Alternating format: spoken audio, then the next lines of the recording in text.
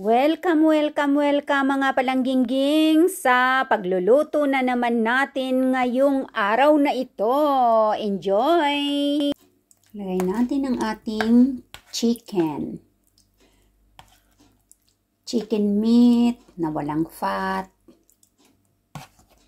Ayan, kasi ayaw nila ng may fat. Okay, ano ito? Parang ugat na maitim. Ayan. Tanggalin natin. Okay. Then, lalagyan natin ng Himalayan salt. Yan, may Himalayan salt. Huwag masyadong marami. Kasi ayaw ng maalat. Paminta. Yan. Ganito lang magluto ang Reina King Angabel. Ito bagong bili ngayon. Hot paprika. Tapos, garlic, Valco Sipule. Yan. Garlic powder. Kasi naubos. Hindi, mayroon dito bagong bili. Sana ba yun? Ito, yan. So, ito na yung gagamitin ko. Crispy ito na garlic. Yan. Tapos ito yung pinaka-powder. Yung mas durog na durog. Then, lalagyan natin siya ng oyster sauce. Tapos, iluluto na natin. Ito parang marinate for a while. Yan. Hindi ako nakapunta pa sa Asian shop. Kasi doon mas malalaki ang oyster sauce. Sa supermarket, maliliit lang. Mahal pa. Ayan. So, pag makapunta ako sa sa Asian store, bibili ako ng mas malaking botelya ng oyster sauce. Ayan. Ito lang mag-marinate. Tapos, pagka gusto medyo maanghang, mayroon akong chili flakes dito. Iba-iba rin ang mga seeds. Dito sa, ayan o, chili. Tapos, meron din dito. Ito naman ay iba't ibang mga seeds rin. Ayan o. 5 klase ng pepper. Mabango yan. Pero okay na ito. At lalagyan natin ng masarap na fresh na toge. Ang ating pinatubo na toge. Yan ang ating ilalagay ngayon. Sa ating luto-luto. Ayan. So, mga ano lang to. Konting oras lang ng ating pag-marinate. At ilalagay na natin sa mainit na kawali. Okay. So, let's proceed our cooking, mga palangga. Ayan, at mainit na yung ating kawali. Maglalagay na tayo ng extra virgin olive oil sa ating mainit na kawali. Kumusta ang mga palanggingging dyan? At dahil mainit na yan, lalagay na natin ang ating sibuyas. Ayan, sibuyas. Ang ating sibuyas ay white.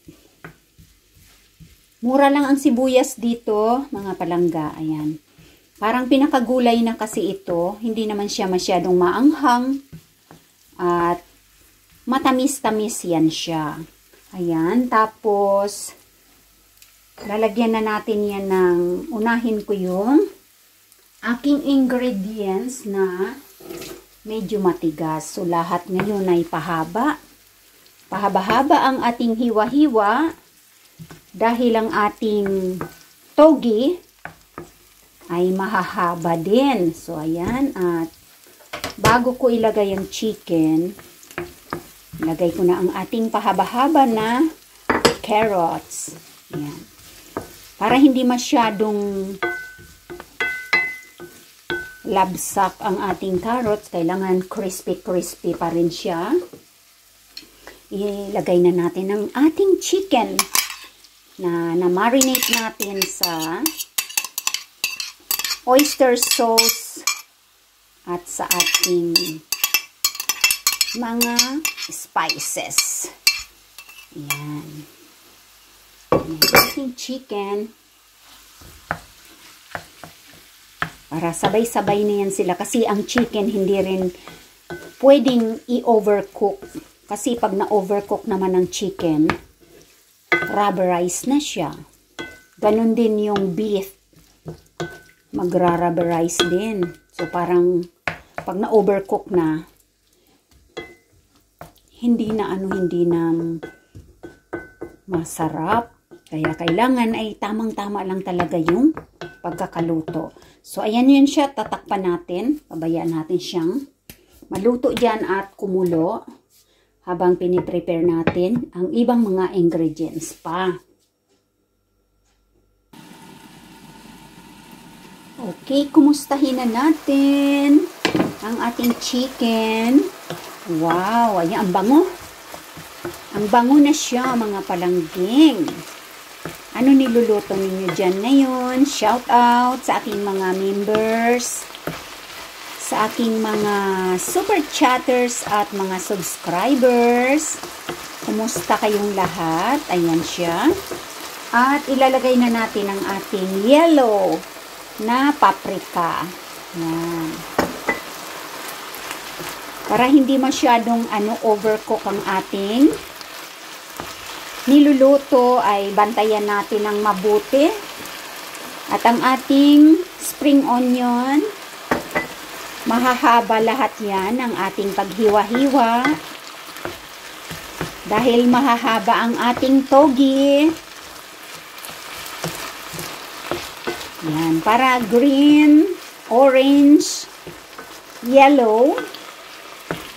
At ang ating chicken ay medyo ma-brown-brown dahil sa oyster sauce.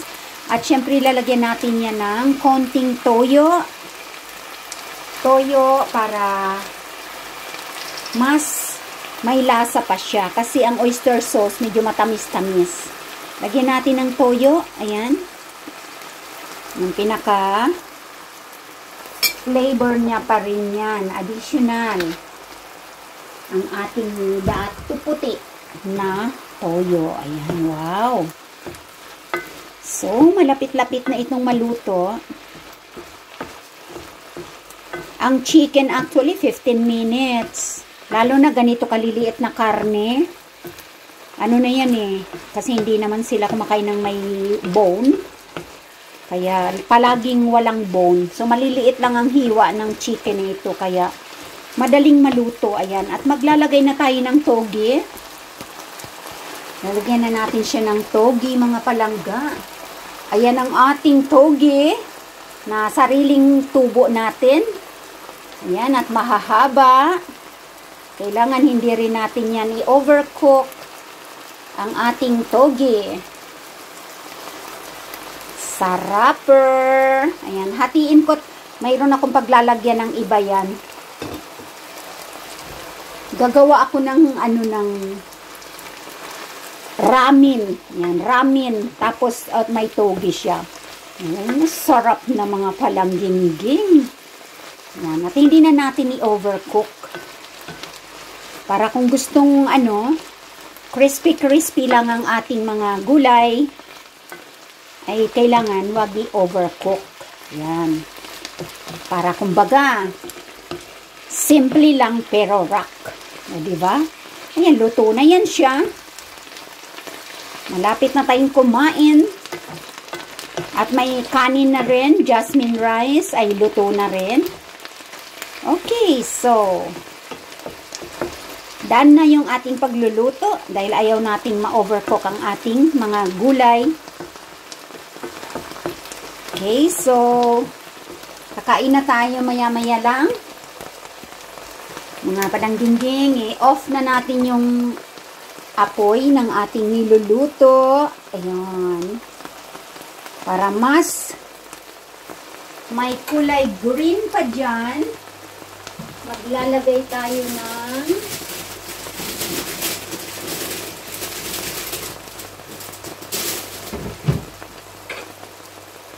hiwa-hiwa pa na spring onion.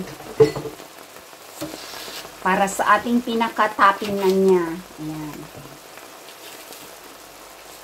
Kumusta kayo dyan at ano ang inyong mga niluluto sa ngayon? Wala nang apoy yan mga palangga. Natanggal ko na yung apoy. At lagyan na natin ng additional na green. At luto na ang ating chicken na may toge. Yan. You see? Ang bango. Okay. Alright, so let's go and eat. Mga palangga, very simple cooking para sa tanghalian ngayong araw na to. Okay? So, bon appetit, let's eat, and thank you for watching. See you again next video. Ayan, and happy weekend sa inyong lahat-lahat dyan. Ayan, kakain na tayo. Thank you so much once again for watching. Sa aking mga members, super chatters, subscribers, public viewers, at sa lahat ng mga tao na nakakapanood dito sa ating YouTube channel. Thank you very much. Hanggang sa next video natin, palangga ko kamutanan as Talavista Baby. Bye-bye everyone!